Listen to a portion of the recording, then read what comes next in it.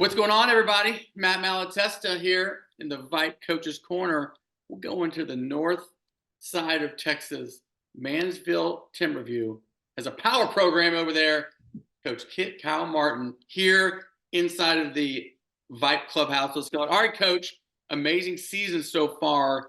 Thank you. Just talk about what's been the secret sauce. How have y'all put this together? I think it makes a difference when you are able to get so many seniors who've played in your program for years. There's just not that's not a very common occurrence, to be honest, that kids stay with it and that everything. This particular group, however, has matured together and their skills have gotten better every year. So they were talented to start with, but their skill level was, beginning of your high school career. It just happens that this particular group has continued to be cognizant that they need to add to their toolbox. So now you've got a bunch of kids who can play. I mean, it's just so much fun because it's more than one, it's more than two, it's more than three, it's more than four. We got 4 kids in averaging double digits, and that makes it difficult to stop. You got Coleman, Terry, Wilson. You got a powerful lineup. What do you think their strength is? Are they able to score in bunches? Are they great in transition? Are y'all a defensive team? Kind of what's the mantra of y'all's team? Yes, we are a pace team. We love to push pace and we're very good at it. So we can play at a high level at a high pace, which is something that we've been continuing to try to push all year long. Like we want to play fast enough in practice to be uncomfortable until we can work through that. And so that we can then play at such a high pace that teams can't keep up. And I think that's probably our calling card. Now we use defensive things to speed other teams up, and we definitely push pace every time we get the ball. But I would say it's a track meet, and it's fun to watch if you're a fan. What's your style of coaching? Are you Kim Mulkey, or are you like a subtler version? Probably option B. But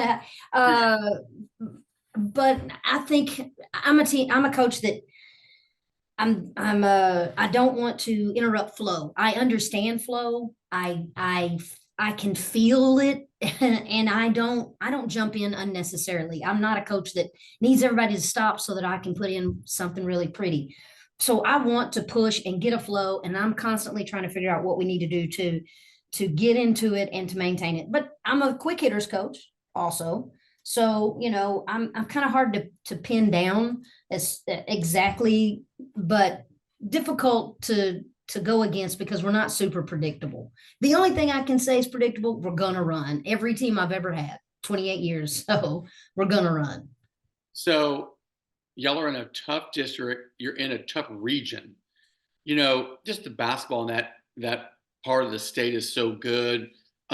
Just talk about what are kind of keys for you all to make, a really sustained run? Man, besides staying healthy, which is obvious for everybody at this time of the year, to me, the struggle is to get better, is to convince your team that we have more to do. That's hard to do sometimes when you're winning by large margins. You've got to understand that there's something more we can get. Your own life is not static. Your team is not static. So we can't be going down. We've got to be going up. So we're trying to do everything we can in practice to maintain that intensity. So we're cutting our practices down a little bit to shorter time periods, but really intense. Like we need it to be the kind of effort we want for 32 minutes. And, that's really our biggest struggle, is trying to stay focused if games aren't close. Great point. So you've been at this for over 20 years. Talk about how you've changed as a coach, or have you just remained the same? A lot of ways I've remained the same, but I'm a lot calmer than I used to be. I used to marvel at Joe Lombard at Canyon. How's he so calm all the time? Da, da, da. And then I've realized that, most of this, I don't get upset very often at officials. I'm sure there are officials out there that'll be going, well, that's not true. But I don't waste time on things that don't that there's no purpose to waste the energy on being upset about it. So I'm a lot calmer in that regard, but I'm still pretty close to the same. I had the opportunity to work for Gary Blair early in my career, so that's probably any bad habits I'm going to blame on him. Well, that's not a bad mentor. No, it's not. National championship, that's not a bad mentor at all. Yeah, true. What are you trying to teach them over your time? What are you trying to teach them? Maybe not X's and O's, but off the court. And I think it's important to be engrossed in something, excited about something, invested in something. Once you graduate, and I tell them all the time, man, your amount of time to play the game is finite. How many of your moms are playing in a competitive basketball league right now? Okay, if any are, let me know. But this is your time period. It's small, so let's make the absolute most we can of it. And I think that it's important for them to understand that that's really a key to life. I got to have something that I'm invested in. I've got to have something that I'm excited about. And this particular team is really easy to coach, partially because they've been around for this many years and I've known them. Our staff has known them, and it's so you don't have any of the game playing. We just are comfortable with each other. So, I want them, they know that we want them to be successful outside of this. We want them to get college scholarships if that's what they want. We want them to be doctors. We want them to be teachers. We want them to be whatever it is, but you got to have a joy and you got to have something that drives you and makes you want to get up and give effort and give everything that you got. I think there's a lot of joy to be had in that if you can find that every day. Man, that's a great answer. I haven't heard that answer. So true. So true. Well, it's the reason I coach. I don't think I had any other skills. Well, so popularity of women's basketball. I mean, it was kind of popular. But I was at the national championship game this year in Dallas. There wasn't a seat to be had. It was packed.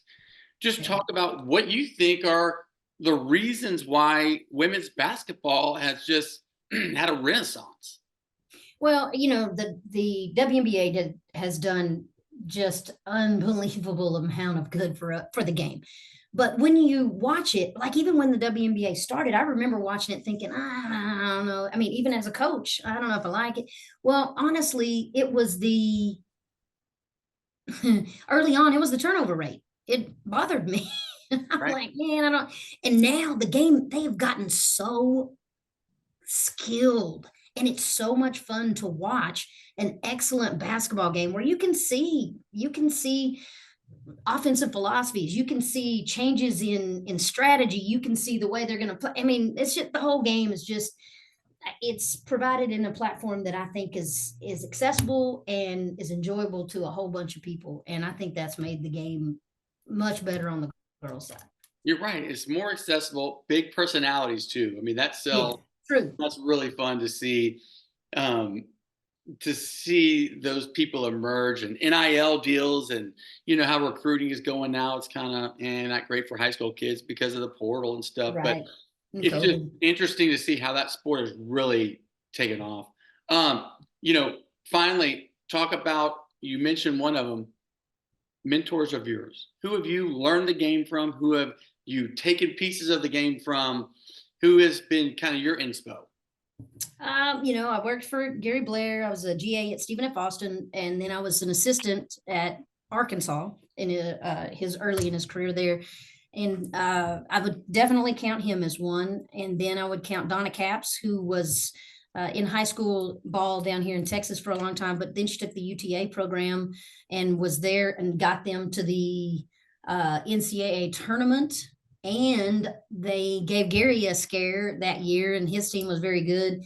And she was a defensive minded coach and just a great person. But those two are probably my biggest basketball influences. But honestly, I have known that I wanted to coach since I was in I don't think the 6th grade. I have I kept notebooks. I mean, I still have some of Sherry Rapp's notes from A&M basketball camp, and you'll have to look that up because that's been a long time.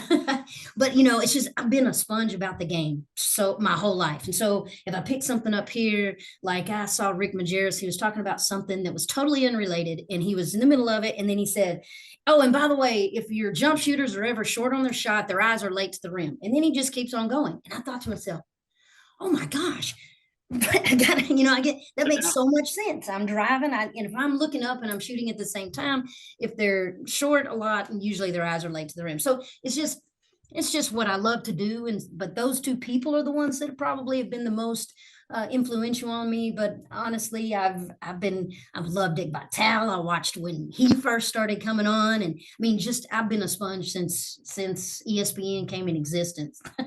Wow. Well, hey, good luck to y'all this year. I mean, Thank y'all you. have a tremendous season, and this could be that year. You mentioned about Yes.